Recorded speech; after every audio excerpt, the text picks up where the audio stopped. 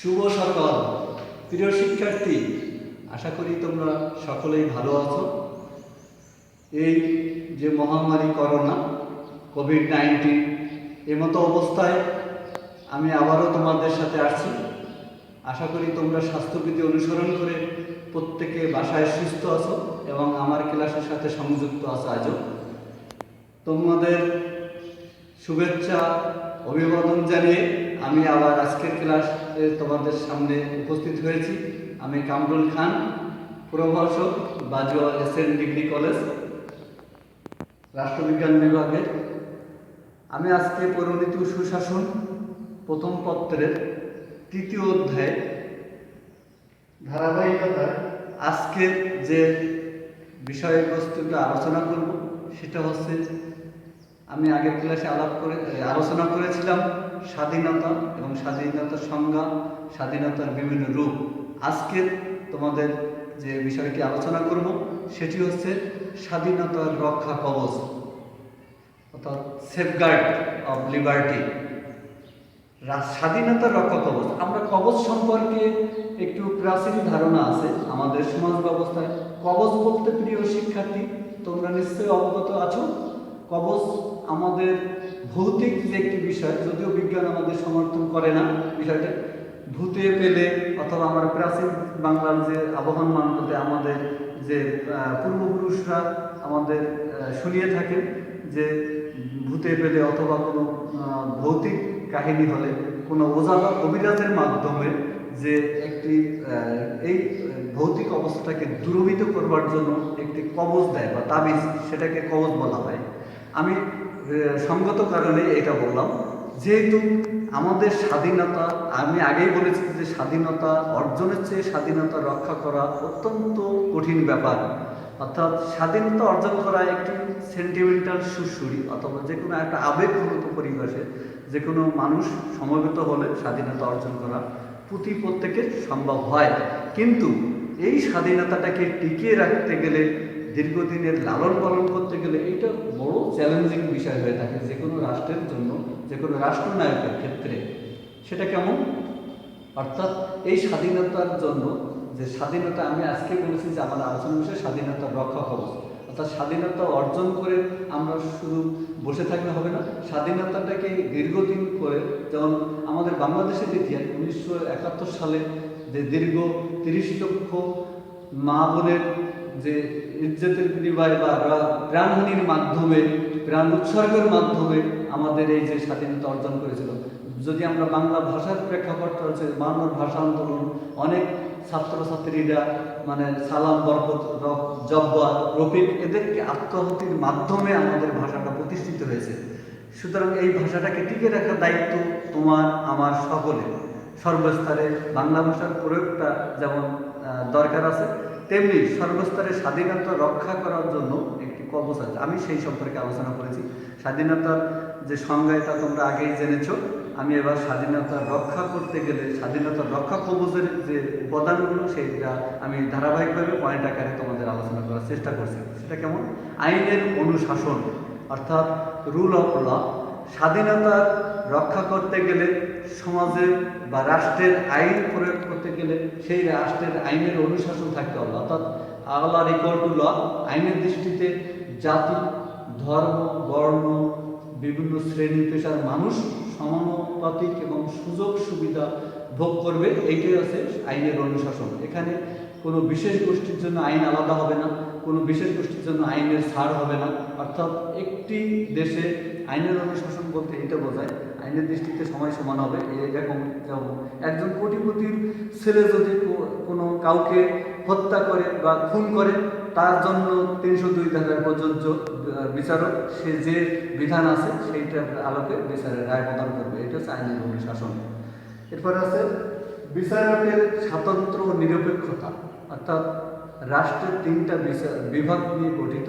একটি হচ্ছে আইন, শাসন এবং বিচার বিভাগ। এই 3টা বিভাগের স্বতন্ত্র বৈশিষ্ট্য থাকবে। অর্থাৎ একটি বিভাগ আরেকটি বিভাগে কোনো হস্তক্ষেপ করবে না, এটি আছে স্বাতন্ত্র বৈশিষ্ট্য। এবং বিচারকের স্বাধীনতা থাকতে হবে। প্রচলিত আইনের ধারায় বিচারক যাতে স্বাধীনভাবে অপরাধীকে শাস্তি প্রদান করতে পারে এবং বিচারকের রায় দিতে পারে, সেই ব্যবস্থাটা রাষ্ট্র নিশ্চয়তা প্রদান করবে নির্ভর করে। এরপর আছে নিরপেক্ষ ও স্বাধীন মুদ্রা যন্ত্র। আমরা আগেই রয়েছি, যদিও বর্তমানে ইলেকট্রনিক্স মিডিয়া আছে, তারপরে নিরপেক্ষ মুদ্রা যন্ত্র অর্থাৎ একটি সংবাদ পত্রিকায় জনগণকে অনেক কিছু দিতে পারে, আবার একটি সংবাদ জনগণকে অনেক কিছু বিভ্রান্তি সৃষ্টি করতে পারে। এই জন্য নিরপেক্ষ স্বাধীন মুদ্রা যন্ত্র যদি না থাকে, সংবাদ মাধ্যম যদি সঠিক দায়িত্বটা পালন না করে, তাহলে স্বাধীনতা লাল সূর্যটা সহজে অস্তমিত হওয়াটা সম্ভব। এরপরে যে পয়েন্টটা আমি সেটা আলোচনা করছি, সেটা হচ্ছে জনগণের সতর্কতা, অর্থাৎ জনগণ ভিন্ন কোনো রাষ্ট্র বা সংগঠন চলতে পারে না। এই জনগণের যে সতর্কতা, সার্বিক সতর্কতা থাকতে হবে, অর্থাৎ রাষ্ট্রের শাসন কার্যের প্রতি দৃষ্টি রাখতে হবে, রাষ্ট্রের সর্বস্তরের দিকে জনগণের সজাগ দৃষ্টি রাখতে হবে। কোনো স্বৈরাচারী সরকার তার নিজস্ব স্বার্থ সিদ্ধি করবার জন্য, হাসিল করবার জন্য জানেন রাষ্ট্রের কোনো স্বার্থ ভুলণ্ঠিত হয়, সেই ধরনের চুক্তি থেকে যদি বিরত থাকে, সেদিকে জনগণের সজাগ দৃষ্টি রাখতে হবে। এরপরের যে পয়েন্টটা আমি আলোচনা করছি সেটা হচ্ছে সাম্য ব্যবস্থা, অর্থাৎ গাহি সাম্যের গান, এটা আসলে সাম্য থাকতে হবে, অর্থাৎ সমানুপাতিক সুযোগ সুবিধা থাকতে হবে, সকলের সমান সুযোগ সুবিধা বন্টন করতে হবে। সাম্যর যদি অনুপস্থিতি থাকে, সমাজের সুশাসনের বড় অভাব যদি দেখা দেয় এবং সাম্য ব্যবস্থা যদি প্রতিষ্ঠিত না করা যায় সমাজে, তাহলে স্বাধীনতা ধরে রাখা যাবে না। কারণ একদিনে আজকে তোমার করে বৈষম্য করলাম, কালকে আরেকজনের করে বৈষম্য করলাম, তাহলে কিন্তু দীর্ঘদিনের ক্ষোভ সঞ্চিত স্বাধীনতার বিরুদ্ধে বিপ্লবের সংগঠিত হওয়ার আশঙ্কা থাকে। তেমনি রাষ্ট্রনায়ককে খেয়াল রাখতে হবে যে সমাজে শাসন কার্য পরিচালনার ক্ষেত্রে সাম্যর উপস্থিতি যেন নিশ্চিত থাকে, সেদিকে খেয়াল রাখতে হবে। এবার যে ক্ষমতার বিকেন্দ্রীকরণ, অর্থাৎ রাষ্ট্রবিজ্ঞানের ভাষায় ক্ষমতার বিকেন্দ্রীকরণ একটা অপরিহার্য উপাদান। আর স্বাধীনতার ক্ষেত্রে ক্ষমতার বিকেন্দ্রীকরণ না করলে একটি কেন্দ্রীয় সরকার বা একজন রাষ্ট্রনায়কের পক্ষে দেশের মাঠ পর্যায় পর্যন্ত প্রশাসনিক কার্যকলাপ সুচারুরূপে পরিচালনা করা অত্যন্ত দুরূহ ব্যাপার। এজন্য ক্ষমতা এক হাতে না রেখে বা এক হাতে না পুঞ্জীবিত করে ক্ষমতার বিভিন্ন বিভাগ বা বিভিন্ন দপ্তরে বিভিন্ন ব্যক্তি, বিভিন্ন আমলাতান্ত্রিক প্রতিষ্ঠানের কাছে ক্ষমতার বিকেন্দ্রীকরণ করতে হবে। তাহলে মানুষ, মাঠ পর্যায়ের মানুষ বা জনগণ বা নাগরিক সকলে কিন্তু এই সুশাসনের আওতায় আসবে বা সমান সুযোগ সুবিধা ভোগ করবে। এইটা হচ্ছে ক্ষমতার বিকেন্দ্রীকরণ, অর্থাৎ স্বাধীনতাকে রক্ষা করতে গেলে ক্ষমতার বিকেন্দ্রীকরণ একান্ত দরকার। সংবিধানে মৌলিক অধিকারের সন্নিবেশ, অর্থাৎ প্রতিটা দেশের রাষ্ট্রের একটি সংবিধান আছে, সেটা লিখিত হতে পারে, অলিখিত হতে পারে। আমাদের দেশের সংবিধান লিখিত। এই সংবিধানে জনগণের মৌলিক অধিকার, অর্থাৎ বেঁচে থাকার যে অধিকার, মূল অধিকারগুলো বা উপাদানগুলো দরকার, সেটা কিন্তু সংবিধানে সন্নিবেশ থাকতে হবে। সংবিধানে যদি উল্লেখ না থাকে মৌলিক অধিকারের, তাহলে জনগণ কিন্তু অত্যন্ত অসহায় বোধ করবে। আর সংবিধানে উল্লেখ থাকলে রাষ্ট্র বা সরকার এই অধিকারগুলো রক্ষা করার জন্য পুরো যে দায়িত্বটা সঠিকভাবে পালন করবে। এক্ষেত্রে কোনো ব্যত্যয় ঘটবে না। আর জনগণের অধিকার, মৌলিক অধিকারগুলো যদি সঠিকভাবে সুচারুরূপে পালন করা যায়, তাহলে স্বাধীনতা লাল সূর্যটা দীর্ঘদিন ধরে রাখা সম্ভব যে কোনো জাতির ক্ষেত্রে। এর পরবর্তীতে আছে সার্বিক উন্নয়ন, অর্থাৎ সার্বিক উন্নয়ন যে একটি রাষ্ট্রের সরকার নির্দিষ্ট মেয়াদান্তর পরিবর্তন হতে পারে বা পরিবর্তন হওয়াটাই গণতান্ত্রিক সরকারের একটি বৈশিষ্ট্য। এক্ষেত্রে সার্বিক উন্নয়ন, অর্থাৎ বিশেষ কোনো বিভাগের উন্নয়ন, বিশেষ কোনো সম্প্রদায়ের উন্নয়ন করলাম, বাকি উন্নয়নগুলো ত্বরান্বিত করলাম না, তাহলে রাষ্ট্র বা রাষ্ট্রনায়ককে খেয়াল রাখতে হবে দেশের সার্বিক ব্যবস্থা, যোগাযোগ থেকে দারিদ্র্য দূরীকরণ থেকে, শিক্ষা ব্যবস্থা থেকে, বিজ্ঞান প্রযুক্তির উন্নয়নের ক্ষেত্রে, সর্বক্ষেত্রে সার্বিক উন্নয়ন যাতে ব্যাহত না হয় সেদিকে খেয়াল রাখতে হবে। এরপর আছে গণতান্ত্রিক মূল্যবোধ তৈরি, অর্থাৎ আমাদের যে যারা জনগণ আছি, আমরা যারা নাগরিক, তাদের ভিতরে গণতান্ত্রিক মূল্যবোধ সৃষ্টি হতে হবে। অর্থাৎ গণতন্ত্রের চর্চাটা আমাদের অনুশীলন করতে হবে। গণতান্ত্রিক মূল্যবোধটা আমাদের ভিতরে না থাকলে আমরা নাগরিক হিসেবে আমাদের কি দায়িত্ব আছে, কি কর্তব্য আছে, কি অধিকার আছে, এগুলো আমরা যদি অবহিত না হই, আবার রাষ্ট্রের যে কি দায়িত্ব বা কর্তব্য পালন করবে আমাদের প্রতি, সে দিকেও আমাদের খেয়াল রাখতে হবে। এই যে পড়ার, আমি মনে করো এখন তোমাকে ক্লাস নিচ্ছি, এটা হচ্ছে আমার একটা কর্তব্য পালন করছে দায়িত্ববোধ থেকে, আর তুমি অধিকার ভোগ করছো। সুতরাং একজনের অধিকার অন্যের জন্য কর্তব্য, এটা আমরা ভুলে গেলাম না। একজন আমি দায়িত্ব পালন করলাম আর একজন বসে থাকলাম, তাহলে হবে না। আমরা অঙ্গাঙ্গিভাবে জড়িত আছি। সুতরাং সার্বিক উন্নয়ন যদি থাকে, সমাজে গণতান্ত্রিক মূল্যবোধ থাকে, তাহলে স্বাধীনতা সূর্যটা ধরে রাখা সম্ভব, বিদ্রোহ আসবে না সে দেশে। এরপর আছে সার্বিক উন্নয়ন, অর্থাৎ সার্বিক উন্নয়নের ক্ষেত্রেও আমাদের এটা ধারাবাহিকতা করতে হবে। এরপরে আছে আইন। আমাদের দেশের রাষ্ট্র পরিচালনার ক্ষেত্রে প্রচলিত আইন আছে, ঠিক আছে, কিন্তু দেখা গেল এখান থেকে আগের যে ডিজিটাল ক্ষেত্রে যে আইন ছিল না, এখন বর্তমানে ডিজিটালের ক্ষেত্রে অপরাধের প্রবণতা বেড়ে গেছে। বিভিন্ন ধরনের অপরাধ, আধুনিক অপরাধ প্রবণতা তৈরি হয়েছে। এই অপরাধ প্রবণতা তৈরি যুগ উপযোগী আইন তৈরি করতে হবে। আর এই আইন করতে গেলে রাষ্ট্র তার নির্দিষ্ট আইনসভার মাধ্যমে, উত্থাপনের মাধ্যমে আইন তৈরি করতে পারে।